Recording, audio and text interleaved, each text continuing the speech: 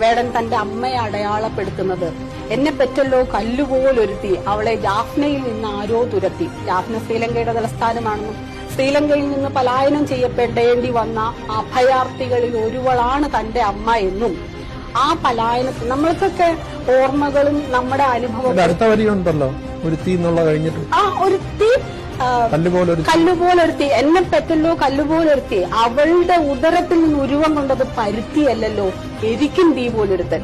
ആ മനുഷ്യൻ, ആ എരിക്കും തീ പോലെ ആ അഭയാർത്ഥിനിയായ സ്ത്രീ, ദളിതനായിട്ടുള്ള ഒരാളുടെ പിതൃത്വത്തിൽ നിന്ന് അഭയാർത്ഥിനിയായിട്ടുള്ള ഒരു സ്ത്രീയുടെ മാതൃത്വത്തിൽ നിന്ന് ഉരുവം കൊണ്ട് ആ എരിക്കും തീ പോലെ ഒരുത്തൻ എരിക്കുകയാണ് അവന്റെ വാക്കുകളിലൂടെ, അവന്റെ കവിതയിലൂടെ, പാട്ടിലൂടെ, സംഗീതത്തിലൂടെ.